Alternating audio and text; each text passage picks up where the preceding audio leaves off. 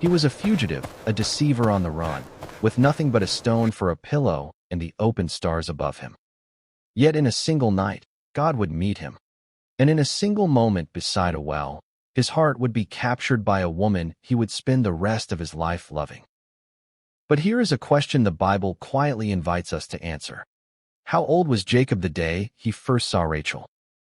The answer is hidden in the numbers of Scripture, and it will surprise you. After deceiving his father, Isaac, and stealing the blessing meant for Esau, Jacob fled north toward Haran, his mother Rebekah's homeland. Alone and afraid, he stopped for the night at a place called Luz. He laid his head on a stone, and he dreamed. In the dream, a stairway stretched from earth to heaven, and the angels of God were ascending and descending on it.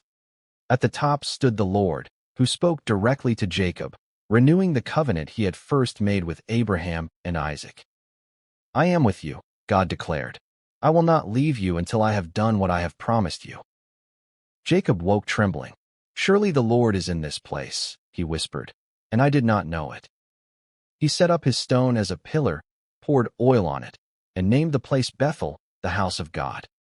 He vowed that if God would bring him home safely, the Lord would be his God.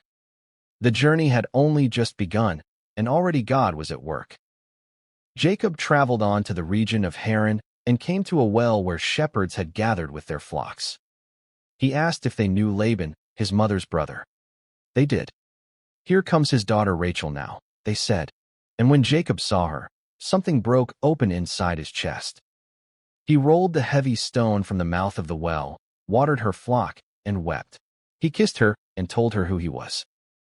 She ran to tell her father, and Laban came running to embrace him. Jacob stayed. When Laban asked what wages he wanted, Jacob answered without hesitation. He wanted Rachel. He loved her. He offered 7 years of labor for her hand.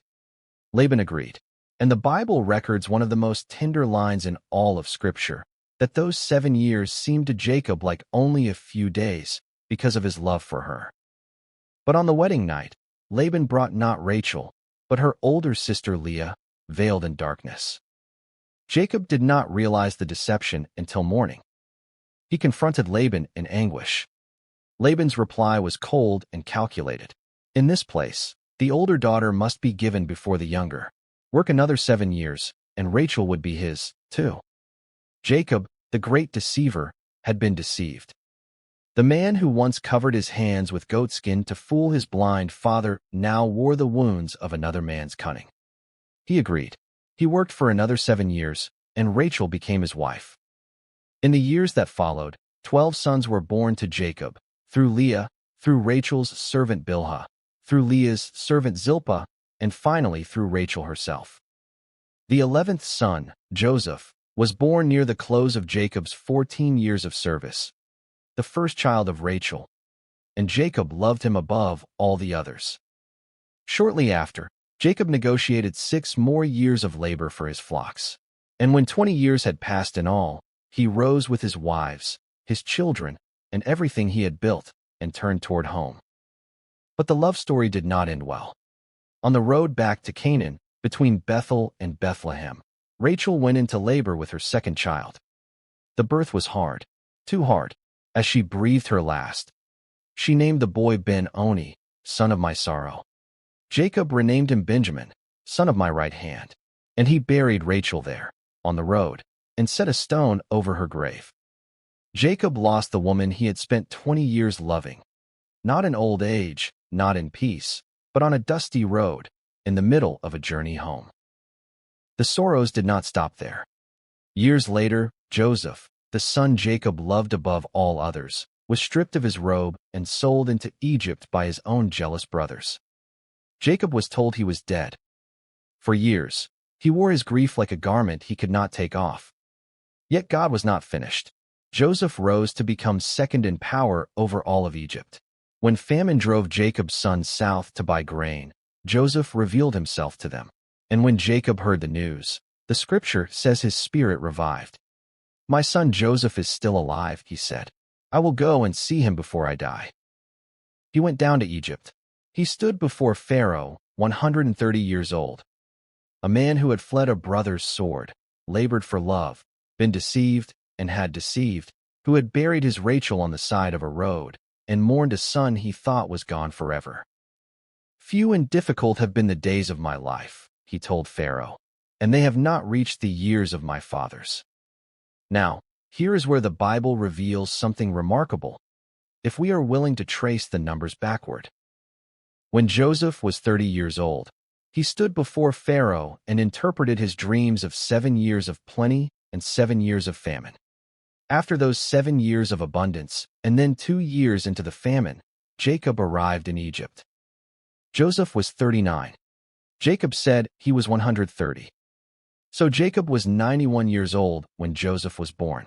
And since Joseph was born at the close of Jacob's 14 years at Laban's house, Jacob had arrived at Haran at approximately 77 years of age. 77 years old, the day he saw Rachel at that well. 77 years old, when his heart was taken in an instant. At 84, he finally married her after 14 long years of working and waiting. This is not a young man's story. This is the story of a man who found his great love in the second half of life and paid for it in decades of labor, tears, and patient endurance. A man who buried his Rachel. A man who grieved for Joseph. A man who stood before the most powerful ruler on earth and called his own days few and difficult. And yet he was still standing, still blessing, still believing. But somewhere between Laban's fields and the road to Bethlehem, there is one night in Jacob's journey we have not yet examined closely. A night that, in many ways, made everything else possible. A night by the river Jabbok, a stranger in the darkness, a struggle that lasted until dawn. Jacob would not let go. "I will not release you unless you bless me," he cried. And the stranger asked him a single question. "What is your name?" "Jacob, the deceiver, the supplanter." That was his name. "Your name shall no longer be Jacob," the man said. "It shall be Israel." Who was this mysterious figure? What does it mean to wrestle with God? And what does a man have to lose before he finally refuses to let go? In our next episode, we step into the darkness at Peniel, and we ask, what happens when a broken man will not release his grip, even on God?